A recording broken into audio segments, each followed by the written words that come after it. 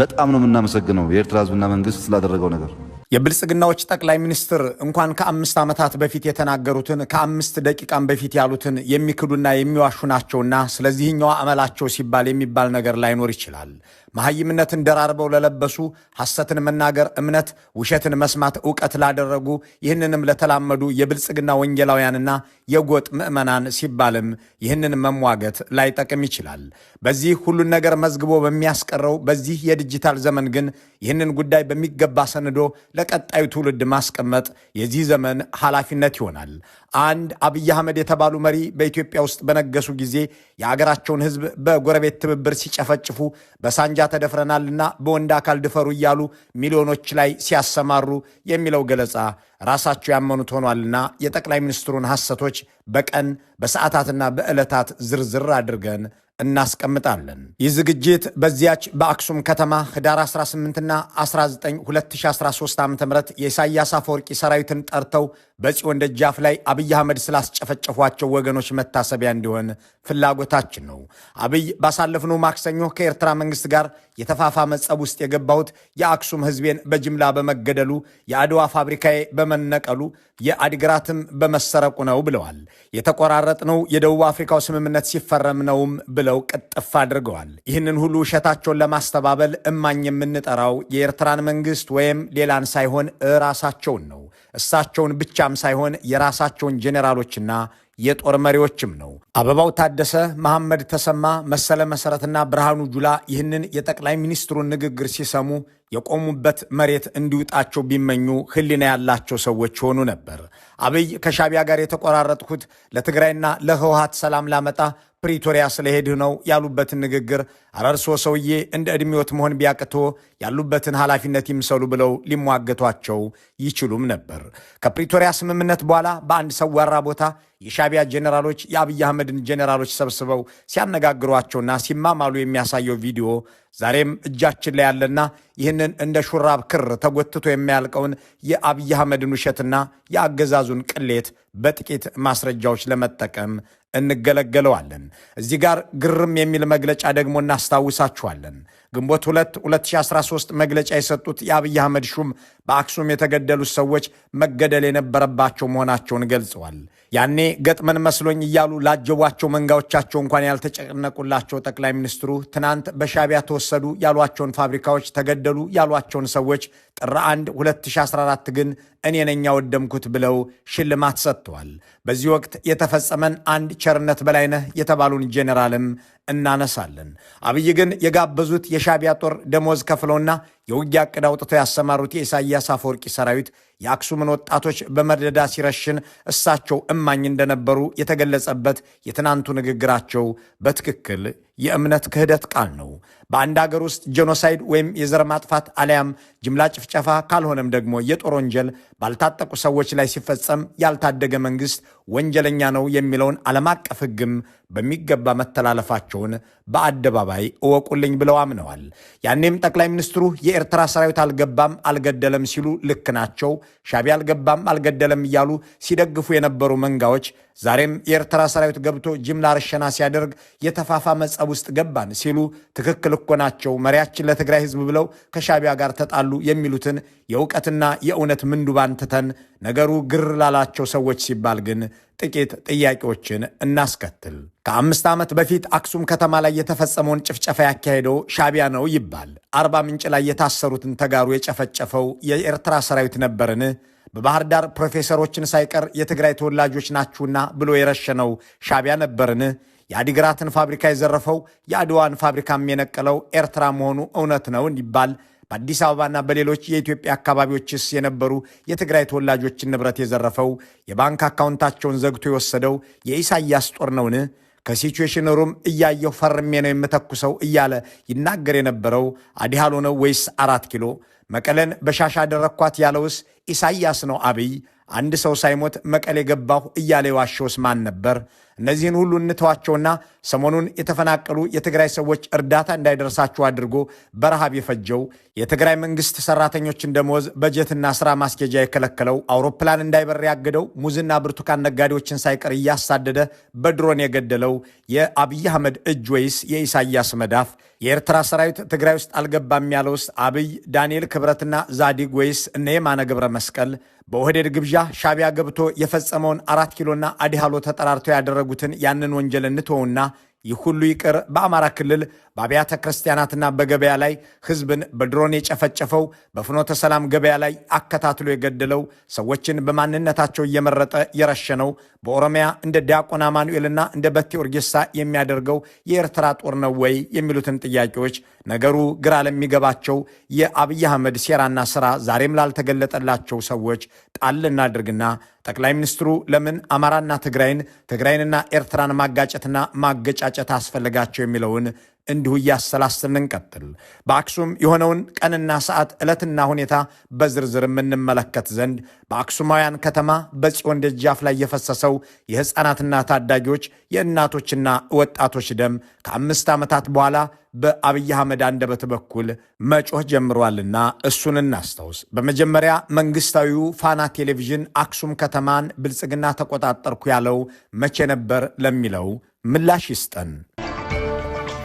ዛሬ ህዳር 11 2013 የመከላከያ ሰራዊታችን አክሱምን፣ አድዋንና የአዲግራት ዙሪያ ተቆጣጥሯል። በዚህ የፋና ቴሌቪዥን የሰበር ዜና ላይ የቀረበው መረጃ እንደሚያመለክተው መከላከያ አክሱምን የተቆጣጠረው ህዳር 11 2013 ዓ.ም ነበር። ጠቅላይ ሚኒስትሩ ከሻቢያ ጋር ጸብ አፋፋምን እያሉ የተናገሩበት የአክሱም ጭፍጨፋ የተፈጸመው መቼ ነው የሚለውን እንመልከት። ከሻቢያ በፊት ሰላማዊ ሰዎችን መግደል የጀመረው የአብይ አህመድ ጦር መሆኑን በወቅቱ ገልጸው የነበሩት ደግሞ የፍትህ ሚኒስትር ዴኤታ የነበሩት ፈቃዱ ጸጋ ናቸው። እሳቸው ቀኑን ይነግሩናል። በእኛ ምርመራ ሂደት የፌዴራል መከላከያ ሰራዊት ህዳር 10 ቀን 2013 ዓ.ም ከተማውን ከተቆጣጠረበት እስከ ለተጨማሪ ግዳጅ የወጣበት ህዳር 18 ቀን በመከላከያ ሰራዊቱ የተነሳ በሲቪል ላይ የደረሰው ሞት 6 መሆኑን አረጋግጠናል። ይህንን ልብ እንበል። መከላከያ አክሱም ከተማ እንደገባ በነፋና የተገለጸው ህዳር 11 ቢሆንም እያንዳንዱ ትግራዋይ ጁንታ ነው የሚል አቋም ኖሮት ዘመቻ ላይ የነበረው መከላከያ 6 የአክሱም ሲቪሊያንን ብቻ ነው የገደለው የሚለውን እንዳለ እንቀበለውና ጠቅላይ አቃቢ ህግ ይህንን ሲናገር ጠቅላይ ሚኒስትሩ ምን ሲሉ ነበር የሚለውን እናስታውስ። አንድም ሲቪል ሳንገድል መቀሌ ገባን ማለት ከዘረዘሯቸው ከተሞች አንዷ አክሱም ነበረች። ይህንን የተናገሩት አክሱም ከተማ ላይ ቢያንስ የራሳቸው ጠቅላይ አቃቢ ህግ ያመነው የመከላከያ ግድያ ከተፈጸመ ከ10 ቀናት በኋላ በህዳር 21 2013 ፓርላማ ላይ ቀርበው በሰጡት ማብራሪያ ነው። ሁመራ ላይ፣ አዲጎሹ ላይ፣ ዳንሻ ላይ፣ ሽራሮ ላይ፣ አዳሀገራይ ላይ፣ አድዋላ ላይ፣ አድነብሪት፣ አድዳሮ፣ ሽሬ፣ ሰለክለካ፣ አክሱም፣ አድዋ፣ አዲግራት፣ ዕዳጋ ሐሙስ፣ ዛላምበሳ፣ መቀሌ አንዲት ከተማ አንድ ሰው አልገደለም መከላከያ። እንዲህ እያሉ ይዋሹ የነበሩት ጠቅላይ ሚኒስትር በራሳቸው ጠቅላይ አቃቢ ህግ ሲቪሊያን በመከላከያ መገደል የጀመሩት ህዳር 10 እንደነበር ምስክር በመስጠት ቀጣፊነታቸውን እማኝ ሆነውበታል። ቀደም ሲል የተከታተልናቸው አቶ ፈቃዱ ጸጋ መከላከያ በአክሱም ከተማ ብቻ 6 ሰዎች መግደሉን ቢያንስ አምነዋል። አንድም ሲቪል አንድም ከተማ ላይ አልገደልንም ይሉ የነበሩት አብይ አህመድ አሁን ደግሞ አክሱም ላይ ጅምላ ርሸና ያደርግ የነበረው ሻቢያ ነበር ብለዋል። ጠቅላይ ሚኒስትሩ ህዳር 21 2013 ዓ.ም አንድም ሲቪል በየትኛውም ከተማ አልገደልንም ብለው ሲቀጥፉ፣ አቶ ፈቃዱ ጸጋ ግን የለም ህዳር 10 ቀን 2013 ዓ.ም በአክሱም ከተማ ላይ ቢያንስ 6 ሰው ገድለናል የሚል ይዘት ያለው ማብራሪያ ያቀርባሉ። የአብይ አህመድን አውራ ውሸት ይዘን ብልጽግና ህዳር 10 አክሱም ከደረሰ የሻቢያ ጦር ከመቼ ጀምሮ ወደ ከተማዋ ገባ የሚለውን እናስታውስ። ይህንን የሚነግሩን 3 ልጆቻቸው የተገደሉባቸው አባት ናቸው። ህዳር 19 በአድዋ አድርገው ሰዎችን እየገደሉ የመጡ የሻቢያ ወታደሮች አክሱም ደረሱ። ከዛ የኔ ልጆች ሶስቱም ከቤት በማስወጣት ሶስቱንም እዚህ ቦታ ላይ ገደሏቸው። እንዲህ ያለ ጅምላ ርሸና የተፈጸመው የኒህ አባት ልጆች ጨምሮ 1000 ሰዎች የተጨፈጨፉት ህዳር 19 ብቻ ሳይሆን ህዳር 10 ብቻ ሳይሆን ህዳር 18ም እንደነበር አምነስቲ ኢንተርናሽናልና የአክሱም ከተማ ነዋሪዎች ተናግረዋል። ቢያንስ 1000 ሰዎች በሻቢያ መጨፍጨፋቸውን የሚያጋለጠው ይሄው ዓለም አቀፍ ተቋም ሲሆን በወቅቱ ግን ጠቅላይ ሚኒስትሩ ጁንታው በአምነስቲ ውስጥ የሰገሰጋቸው ሰዎች የተናገሩት ውሸት ነው በማለት ሲያጣጥሉ እንደነበር ብዙዎች አይዘነጉትም። አብይ አህመድ የኤርትራ ሰራዊት ወጣቶችን በአክሱም ሲረሽን ከሻቢያ ጋር ጸባችን ተፋፋመ ሲሉ ትናንት ቢዋሹም ያኔ ግን የሻቢያ ጦር ያንን ጭፍጨፋ መፈጸሙን የሚናገሩን ሰዎች ያሳስሩ እንደነበር አይዘነጋም። የመብት ድርጅቶችን መኮንናቸውም ይታወሳል። በአክሱም የተገደሉትም ትናንት እንደተናገሩት ሲቪል ሳይሆኑ ዩኒፎርም ያለበሱ ጁንታዎችና ታጣቂዎች እንደነበሩ፣ የተገደሉትም 93 እንጂ 1000 እንዳልሆኑ፣ ደግሞም ውጊያ የከፈቱና ተታኩሰው የተገደሉ መሆናቸውን አቶ ፈቃዱ አብራርተዋል። ምክትል ጠቅላይ አቃቢ ሕጉ በፋና ቴሌቪዥን ባስነገሩትና ራሳቸውን በተናገሩት ንግግር 1500 ሰዎች በአክሱም ከተማ የቀድሞ ከንቲባ ተደራጅተው የታጠቁ ደግሞም አርፎ በተቀመጠ የኤርትራ ሰራዊት ላይ ተኩስ የከፈቱ በመሆናቸው 93ቱ ተገድለዋል ብለዋል። የቴሌቪዥኑን ዘጋቢና የእሳቸውን ንግግር በተከታታይ እንመልከተው። በከተማዋ የቀድሞ ከንቲባ የተደራጁ 1500 ወጣቶች፣ ልዩ ኃይሎችና ሚሊሻዎች የኤርትራ ወታደር ላይ ጥቃት መፈጸም በመጀመራቸው በተደረገው ውጊያ በኤርትራ ሰራዊት 93 ሰዎች የተገደሉ ሲሆን ከዚህ ውስጥ ግን አብዛኛዎቹ ዩኒፎርም ባይለብሱም በውጊያው ላይ የነበሩ ወጣቶች መሆናቸውን አረጋግጫለሁም ብሏል። 1500ዎቹ ስልጣና ያን ቀን ተኩስ ወስዶ የነበሩ ወጣቶች፣ የልዩ ኃይል አባላት እና ሚሊሻ ከአዴት የመጡት ጨምሮ ተደራጅቶ ተራራማ ቦታ ላይ ሰፍሮ የነበረው የኤርትራ ሰራዊት ላይ ጥቃት መክፈታቸውን እስከ ቀኑ 8 ሰዓት ከፍተኛ ውጊያ ሲደረግ የነበረ መሆኑን ወደ 8 ሰዓት አካባቢ ተጨማሪ ኃይል ለኤርትራ ሰራዊት ደርሶለት ይሄ የህዋት ቡድን ወደ ከተማ ማፈግፈጉንና በዚህ ውስጥ ሲሳተፉ የነበሩ ወጣቶች ህይወት መቀጠፉን አብዛኛው በጦርነቱ ላይ የተሳተፈ ቢሆንም ዩኒፎርም ያለበሰ እንደ ሲቪል ሲንቀሳቀስ የነበረ መሆኑ የአቶ ፈቃዱ ጸጋ አገላለጽ የኤርትራ ሰራዊት ራሱን ለመከላከል ሲል መዋጋቱን ይህንንም አድርጎ 90 ሰዎች መገደላቸውን ከእነዚህም ውስጥ አብዛኞቹ ሲቪል የለበሱ ታጣቂዎች መሆናቸውን ሲያብራሩ የሻቢያ ጦር የገደላቸውን ሰዎች ቁጥር መቀሸባቸው ሳይበቃ ግድያው ተገቢ እንደነበር ለማብራራት ሞክረዋል። ይህንን ደግሞ ፊልድ ማርሻል ብርሃኑ ጁላ ባለፈው ዓመት ደግመውታል። የኤርትራ ሰራዊት በአክሱም ከተማ ሲያልፍ ህወሓት ትንኮሳ ከፍቶበት ሻቢያ ራሱን ለመከላከል ብሎ እከሌ ከከሌ ሳይል እርምጃ ወስዷል ይላሉ። ሰራዊቱ በዛ ሲያልፍ የሻቢያ ተኩስ ከፈተባቸው። ምን አድርጎ ከተማ ውስጥ ሚሊሻ ምናምን የታጠቀ ምናምን ሰክስጎ ማለት ነው። ልክ እንደ ደፈጣ አይነት ማለት ነው። ይሄን ያደረገው ደግሞ ከተማ ውስጥ ነው። እነሱ ደግሞ ለመከላከል ብለው እከሌ ከከሌ አለዩ እርምጃ ወስደዋል። በሰላም የሚሄድ ሰራዊት ላይ ታጣቂ አደራጅተህ ከተማ ውስጥ ሳክስገህ አስገብተህ ተኩስ ከከፈትክ ምን ያርግ ታዲያ? ሰራዊቱ ራሱን መከላከል አለበት። እንኳን የተለያዩ ሰዎች የሚያወሩትን ይቅርና የአንድ ሰው ንግግርንም በትኩረትና በወጥነት መድገም የማይችሉት የኦህዴድ ብልጽግናዎች አንዱ ተራራ ላይ ተቀምጦ ተተኮሰበት ሲል፣ ሌላኛው ደግሞ በከተማዋ ሲያልፍ ሻቢያ ተተነኮሰ ብሎ ሲናገር፣ አንዱ በአብዛኛው የታጠቀ ኃይል ገደለ ብሎ ሲያብራራ፣ ሌላኛው ደግሞ እከሌ ከከሌ ሳይሉ ገደሉ ብለው ብዛቱን ሲገልጽ ያለበትን ነጥብ አልፈነው አንድ ጉዳይ ላይ እናተኩር። እሱም ጠቅላይ አቃቢ ሕግም ሆኑ መከላከያው ሻቢያን ያንን የአክሱም ጭፍጨፋ የፈጸመው ራሱን ለመከላከል ሲል ነው የሚል ነው። እናም በወቅቱ እንደ ተገቢ ነገር የተወሰደ እንጂ እንኳን የተፋፋመ ጸብ ሊያዋልድ ይቅርና ራስን ለመከላከል የተፈጸመ እርምጃ ተደርጎ የሚቆጠር ሆኗል። ትናንት ግን አብይ አህመድ ይህንን ሁሉ የሚያስታውስባቸው የሌለ መስሏቸው በአክሱም ከተማ ሻቢያ ወጣቶችን ሲረሽን የተፋፋመ ጸብ ውስጥ ገባን በማለት ቅጥፍ ያደርጋሉ። አክሱም ገብቶ ወጣቶች በጅምላ ሲረሽን ጸብ ተፋፍሟል።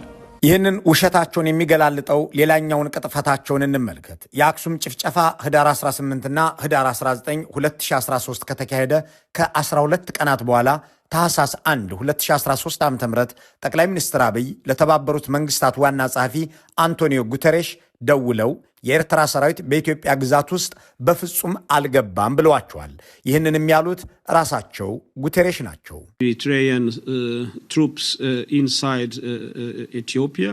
ኢትዮጵያ ውስጥ ስላሉ የኤርትራ ወታደሮች ጠቅላይ ሚኒስትር አብይን አነጋግሬያለሁ። በፍጹም በትግራይ ክልል ውስጥ የኤርትራ ሰራዊት እንዳልገባ አረጋግጠውልኛል። They have not entered Tigrayan territory. That the only area. የአክሱምን ወጣቶች ሲረሽኑ የተፋፋመ ጸብ ውስጥ ገባን የሚሉት አብይ አህመድ ያኔ ግን የኤርትራ ሰራዊት አልገባም እያሉ ለዓለም መንግስታት ሁሉ ይናገሩ የነበሩት ጭፍጨፋው ከተፈጸመ ከ12 ቀናት በኋላ ነው። ሻቢያ ሳይገባ ጨፈጨፈ እያሉ ነው። አሁን ደግሞ የጠቅላይ ሚኒስትሩ ውሸቶች ቀጥለው ከሻቢያ ጋር ጸባችን የተጋጋለው የአድዋን ፋብሪካዎች ሲፈታታ ነው በማለት እናዳምጣቸዋለን። አድዋን ይዘን ስናልፍ አድዋ ሄዶ ፋብሪካዎች ሲፈታታ ሲሰርቅ ጸብ ተጋግሏል። የአድዋን ፋብሪካዎች አትስረቅ በሚል ሲሟገቱ እንዲህ ያለው ቅጥፈታቸው የሚጋለጠው ደግሞ በራሳቸው ንግግርና ድርጊት ነው። ከትናንቱ የማራቶን ውሸቶቻቸው መረዳት የተቻለው አብይ አህመድ ከሻቢያ አመራር ጋር የተጣሉት ለትግራይ ህዝብ ብለው እንደሆነ በተለይም አክሱም ላይ ጭፍጨፋ፣ አድዋ ላይ ዘረፋ በተፈጸመ ጊዜ መሆኑን ቀደም ሲል በተከታተልነው የፋና ዘገባና የአቶ ፍቃዱ ጸጋ ማብራሪያ ላይ ደግሞ መከላከያ አክሱምንና አድዋን የተቆጣጠረው ህዳር 10ና 11 2013 ዓ.ም ነው። እሳቸው ግን ህዳር 21 2013 ዓ.ም በፓርላማ ባደረጉት ንግግር የኤርትራ ሰራዊት አልገባም፣ የኤርትራን ሰራዊት ልብስ ለብሰን የተዋጋ ነው እኛንን፣ የኤርትራ ህዝብ አልብሶናል፣ አብልቶናል፣ ስላደረገልን ነገር እናመሰግነዋለን ብለዋል። ጁንታው የተከበረውን የኢትዮጵያ መከላከያ ሰራዊት አዋርዶ ራቁቱን ኤርትራ ሲልከው የኤርትራ ህዝብ አለበሰው። የኤርትራ ህዝብ ውሃ ጠጣው፣ አበላው፣ አስታጠቀው። ይሄን የኢትዮጵያ ህዝብ ማወቅም ማክበርም አለበት። የኤርትራ ህዝብ ወንድም ህዝብ ብቻ ሳይሆን የቁርጥ ቀን ዘመድ መሆኑን በተግባር አሳይቶናል። በነገራችን ላይ ኦፕሬሽን ተካሂዶ በየቦታው ያገኘናቸው እስር ቤት ያገኘናቸው ምናምን ያገኘናቸው ሰዎች እኮ ጠውልገዋል። በ10 ቀን ውስጥ ጠውልገዋል። ወደ ኤርትራ የወጡት ግን በ2-3 ቀን ውስጥ በርትተው ተዋግተው አሸንፈዋል። ያስራበን የኛ ነው፣ ያስጠማን የኛ ነው። ራቁታቸውን የሄዱ ሰዎች የኤርትራ ልብስ ለብሰው መጥተዋል። ለዚህ ነው ኤርትራ ወጋን የሚሉት። እንግዲህ ራቁት አንዋጋም መቼም። እንዲህ ያለ ግትልትል ቅጥፈት የሚያዘንቡትን ጠቅላይ ሚኒስትር መሪዬ ናቸው የሚል ምዕመን ምናልባትም ጤናው የታወከ አሊያም ውሸትን ቀለቡ ያደረገ ነው የሚለውን ጉዳይ ትተነው ወደ ድርጊታቸው እንመለስ። እሳቸው ከሻቢያ ጋር የተጋጋለ ጸብ ውስጥ ገባሁ የሚሉት የአድዋ ፋብሪካዎች ሲነቀሉ መሆኑን ቀጥለዋል። ይሁን እንጂ እንደ አልመዳ ያሉ የአድዋን ፋብሪካዎች ተመላልሰው በአውሮፕላን ላወደሙት ፓይለት ሽልማት የሰጡት አሜሪካዊቷን ሚስታቸው ዝናሽ ታያቸውን ከጎናቸው አስቀምጠው የፓይለቱንም ድርጊት በጀግንነት ገልጸው ነው። በጥር 1 2014 በአዲስ አበባ በተካሄደው የሽልማት ስነ ስርዓት የአልመዳ ጨርቃጨርቅ ፋብሪካን በማውደም ሽልማት ያገኙት ጄኔራል እንዲህ የሚሉ ውዳሴ ተሰጥቷቸው ነበር። የጁንታው ኃይል የተለያዩ ወታደራዊ አልባሳትን እያመረተ ለእኩይ ተግባሩ ይጠቀምበት የነበረን አልመዳ ጨርቃጨርቅና ጋርመንት ፋብሪካ አድዋ ድረስ በመሄድ ከጥቅም ውጪ ያደረጉ ናቸው። እንዲህ ከሚስታቸው ጋር ቁጭ ብለው ያሰጡት ሽልማት አያሌ ዜጎች የተገደሉበት፣ የአገር ሀብት በአየር ድብደባ የወደመበት ነው። በነገራችን ላይ የአድዋ ጨርቃጨርቅ ፋብሪካን ያወደሙት ፓይለት የባህር ዳር አየር ምድብ አዛዥ የሆኑትና በዚሁ ተግባራቸው የተሸለሙት ቸርነት መንገሻ ናቸው። የአልመዳ ጨርቃጨርቅ ፋብሪካን ሲነቃቅል ከሻቢያ ጋር የተጋጋለ ጸብ ውስጥ ገባሁ የሚሉት አብይ ያንን የአየር ድብደባ የፈጸሙትን